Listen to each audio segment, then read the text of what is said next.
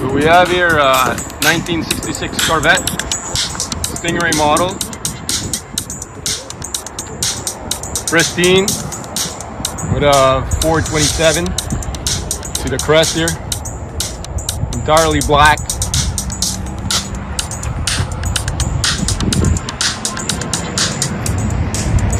Pristine car, original tires, looks like upcaps.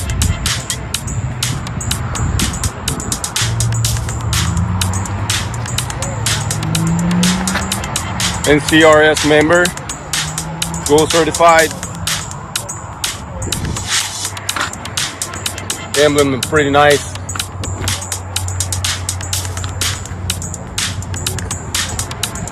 So I might be mistaken, but I think it's dark green. Gonna ask the owner after. I'm with Zylpress, the owner of the car. Just gonna ask you one question, sir. How long have you had the car? I got the car for 3 years now. 3 years now. And from your point of view, is this the best car you ever drove? One of the best. One of the best? And what is the most thing that you like about driving this car? It's nice and smooth. Got a good horsepower. Yeah. Sport, I love that. Do you have a lot of recognition or people waving at you when you drive this car? Oh yeah, they love lots of stuff. Lots of thumbs up. I'm gonna give you a thumbs up too. Nice, appreciate that. There's a Corvette 2006 full package.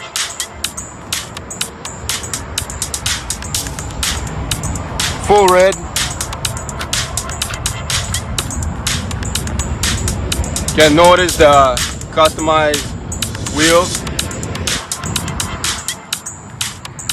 Car has been detailed. You can see throughout paint job.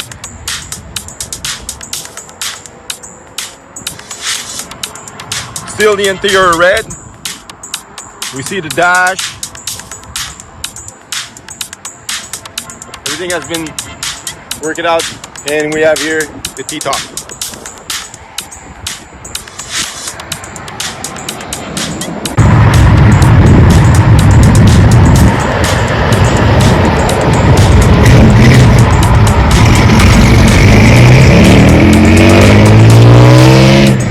So here we have a rare Beaumont 65.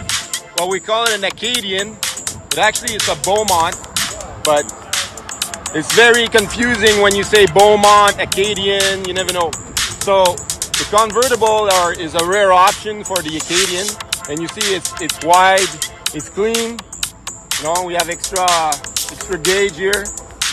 But for a convertible, it's very clean. I mean, not sure if it's the original paint. But it says here, rush lal. So I probably rush low. So, as we see, it says Acadian on one side and it says Beaumont on the other side. So, we have to make up our mind here. Is it a Beaumont or is it an Acadian? Alright, so, the car is immaculate. No contest here. This guy would actually win the Acadian competition. Okay guys, inside the Beaumont Acadian we have a 6-in-line 230 cubic inch. I'm sure a lot of people would actually love that car because economy wise in Quebec the gas is so expensive. This car must be a charm on a gasoline, and I would thank the owner for letting us take a look at his nice immaculate motor for 230 1965 Beaumont alias Acadian. So now we're talking about the real thing. The real thing is from Zylpress Garage. So this is what we call, well, we used to call it a hot rod. It's in the catalog as a hot rod, even though a hot rod would be with no fenders. But when we're talking about quality restoration, I mean, this is a pristine example of what a hot rod should be. You have the huge light in front. Look at the size of those things. They're pristine.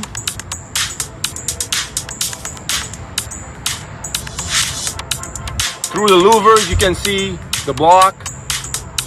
All right. Tight space inside. Now, if it's not a hot rod, what it is?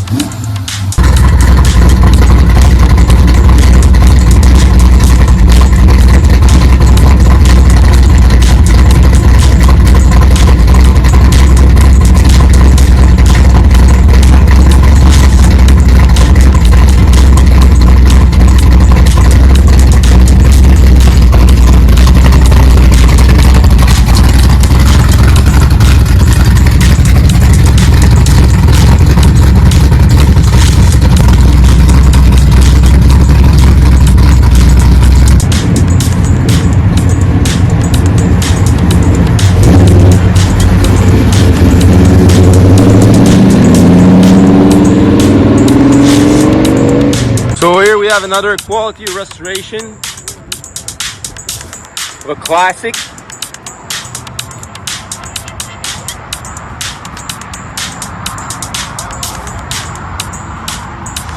One of the few 1932. Immaculate. You can see the inside. Everything is top-notch clean, guys. I'm not gonna see that often. I would say marine blue, 1932. Sounds great, right?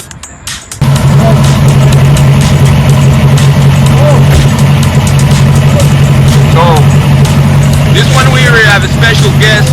We have some fender's protector on the side.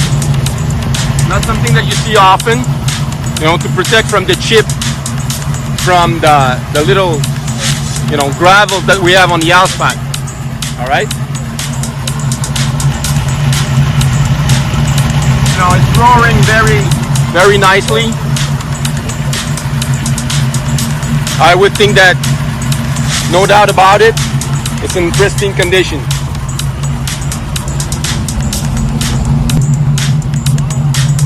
You know, all those people enjoy their hobbies, and you can look at the car and feel it, you know. So there's no power steering on that car, so that's why he cannot do like tight turns. So basically when he turns, he has to come back to the point where, you know, he's able to turn and not, you know, force any of the leverage. So those two guys are together, the 1934 and the 1932.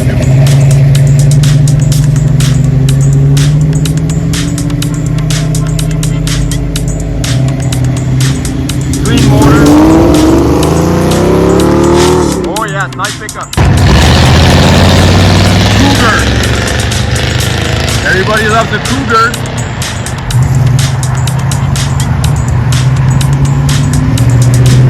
Here we have a 442 convertible, which is a rare option.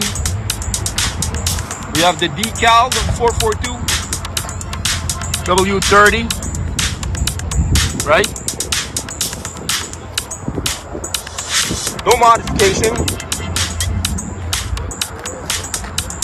The black interior, black exterior.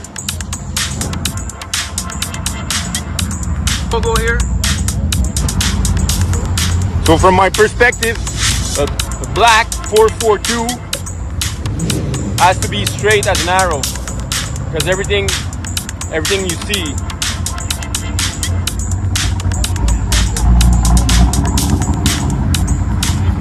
So everybody knows what 442 stands for.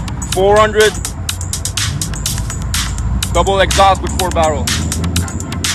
Here we have a Chevelle 1970 with cold induction, big block, 454, original rally wheels, VF Goodrich.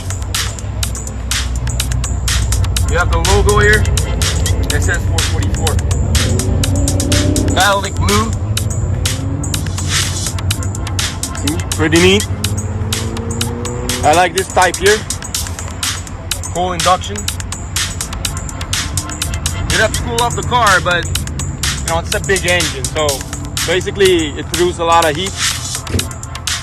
perfect timing is late at night, just dump it, but otherwise in the daytime you need like some sort of electric radiator to just spin it off.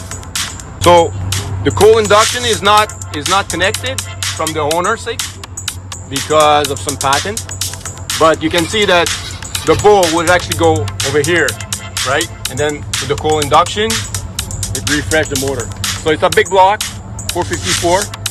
But even though it's a big block, you see that there's still a lot of space around the block, you know, if you want to modify other things. And a lot of space over here too. So pretty neat, you know, for 1970. Looks awesome. All right, guys, so okay, notice the special crest here from the 442, and also this, you know, the pin, the hood pin. You know, it looks like a gas cap, but it's not a gas cap. It's actually a hood pin. A hood pin would be like this, and we have the wire like this. Got it? So here we have a Oldsmobile Cutlass, again convertible with the rally wheels. It says here we have tags from North Carolina. Probably an American car. Note the pipe, the flute pipe from the Cutlass. Some sort of a traditional pipe.